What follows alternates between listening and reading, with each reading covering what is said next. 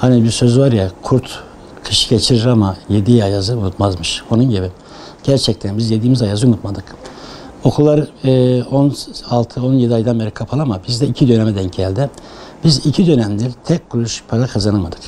Yaptığımız işler, ufak tefek işlere gittik geldik, aracımızın masrafını kurtarmadı.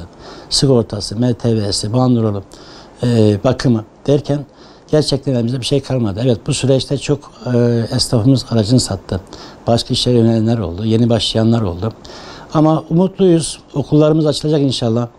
Yani bizim için bu çok önemli bir haber oldu. 6 Eylül'de okullar açılmasıyla birlikte inşallah eski günlerimize dönmeyi umut ediyoruz. Buradan vatandaşlarımıza ricamız, arzımız, lütfen herkes aşı olsun. Yani ben aşı karşıtlarını gerçekten anlamaya çalışıyorum. İnsanlar bilmediği her türlü gıdayı yiyip içiyor. Dondurulmuş gıdalar içine var ne yok bilmiyor, yiyor içiyor. Bilmediği ilaçları hatta tavsiye üzerine doktor değil arkadaşlar da kullanıyor. Ama iş aşıya gelince herkes bilim adamı, herkes profesör kesiliyor. Lütfen aşı karşıtı arkadaşlarımız, yani bizim ekmeğimizi oynamayın. Biz gerçekten ekmek parası bulamadığımız günlerimiz oldu. Hem canınızı düşünün, hem bizi düşünün, hem diğer esnafları düşünün ve bu aşıyı olun. Şu anda bu aşıdan başka çare yok. Lütfen bahane aramayalım, bu aşıyı bir an önce olalım. Hazırlıklarımızı bitirdik Allah'ın izniyle. Şu anda bir eksiğimiz yok. Sürücülerimiz, hosteslerimiz, araçlarımız hazır. Yeni eğitim öğretim döneminin öğrencilerimize, velilerimize ve vatandaşlarımıza hayırlı olmasını diliyorum. Allah kazasız belasız nice sezonlar çıkarmasını diliyorum Allah'tan. Ve okulların kapanmamasını arz ediyorum. Okullar kapanmazsa gerçekten biz ayakta kalabileceğiz. Yoksa bizim bir daha bu kapanmayı kaldırma şansımız yok. Yani dükkanı kapatır gideriz. Başka işlere yaparız. Zaten çoğumuz şu anda bir kısmımız şoförlüğe gitti. Bir kısmımız başka bir işlere gitti. Yani dolmuş şoförlüğü, taksi şoförlüğü, fabrikada işçiliğe gitti, köyüne, kentine gitti. İnanın kimse de gelmez artık bu saatten sonra.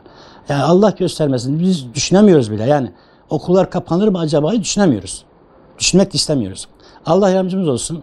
Bu süreç gerçekten çok zor geçti. Tamam, devletten, büyük belediyelerimizden ufak tefek maddi yardımlar aldık ama bize para her gün lazım. Bir defa lazım değil. Şu anda bir aracın Bismillah deyip kontağa basması, hazırlık yapması 15.000 lira. Yani tüm bakımlarını yapması. Biz geçen yıl bir bakımlar yaptık, çalışmadık. Daha önceki yıl yaptık, yarım bıraktık. İnşallah tek temennimiz, tek duamız okulların kapanmaması. Evet, Türkiye genelinde olduğu gibi Gaziantep'te de servis sıkıntısı yok ama şoför sıkıntısı var. Çünkü şoför arkadaşlarımız da korkuyorlar. Ya yarın kapanırsa işsiz kalırım diye fabrikada devamlı çalışırını düşünüyorlar. Ama şu an Gaziantep'te çok bir sıkıntımız yok. İnşallah aşacağız bunlarda, ufak tefek sorunlar, bunu aşacağız.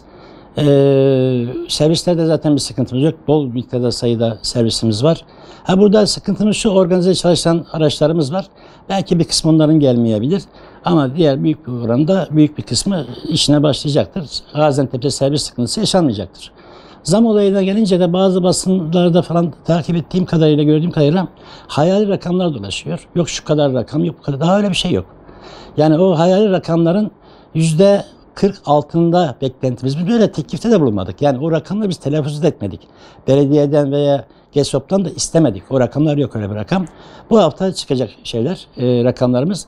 Büyük şehirler içerisinde geçen yıl ve daha önceki yıllarda olduğu gibi en düşük taşımacılık servis ücreti Gaziantep'te. O yüzden velilerimiz de halkımız da rahat olsunlar. Öyle aşırı bir zam beklemiyoruz, zam yapmayı da düşünmüyoruz. Büyükşehir Belediye'miz ve GESOP'la görüşmelerimiz devam ediyor. Bu hafta Cuma'ya kadar inşallah fiyatlarımız belli olacak. Biz de fedakarlık yapacağız. Halkımız büyük bir sıkıntıdan geçti. Esnaflarımız, işçilerimiz, herkes etkilendi bu pandemiden. Biz de fedakarlık yapacağız. Öyle yüksek bir zam düşünmüyoruz. Yaklaşık 2 yıldır kontak basmıyoruz. Yani kontak basıyoruz ama çok böyle evimize zor süreçten bir ekmek götürüyorduk. Okulların açılmasını dört gözle bekliyoruz. Bu süreç içerisinde çok mağdur olan arkadaşlarımız oldu. Araçlarını satan arkadaşlarımız oldu. Ayakta zor durdular yani. Ama inşallah okullarımız açılacak. Bu pandemi sürecinde biz de bir şekilde aşmış olacağız. Çünkü biz servisçi olarak aşılarımız olduk. Araçlarımızın bakımlarını yaptırdık. Tüm kontrollerini yaptırdık. Şu an servisleri hazır hale getirdik. Yani borç da olsa, şey de olsa çalışmak için şu an bütün hazırlıkları yaptık. Okulların açılmasını bir an önce bekliyoruz. Bütün dünyayı sarsan bu pandemi elbette bizi de çok etkiledi.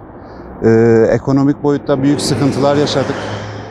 2 sezondur kapalı olan okulların bu sene açılması bizim için büyük bir umut haline geldi. Çünkü 2 senedir maddi sıkıntılar içerisindeyiz. İşi bırakan esnaf arkadaşlarımız var. Önceliğimiz okulların bir an önce açılması. Biz de normal sürece, normal hayata geçiyormuş gibi hazırlıklarımızı yapıp okulların açılmasını dört gözle bekliyoruz. Buradan velilerimize, tüm vatandaşlarımıza aşı konusunda duyarlı olmalarını, hem bizim sektörün hem de diğer bütün sektörler için önemli olduğunu belirtmek isterim. Bir an önce açılsın, biz de bu 2 senedir yaşadığımız sıkıntılardan bir an önce kurtulmak istiyoruz. Biz de bütün servisçiler için bu boşta geçen 2 dönemin bu yıl inşallah telafi dönemi olmasını istiyoruz. En azından düşüncelerimiz böyle. Ve aşılarımız, bütün velilerimizin aşılarının olmasını istiyoruz. Şimdi zannediyorum öğrencilerimize de aşı sırası geldi.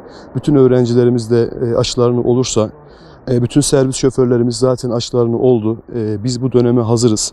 Araçlarımızla birlikte, şoförlerimizle birlikte inşallah bu dönemi geçirdiğimiz 2 dönem boş dönemin telafisi için inşallah bir şeyler yapacağız.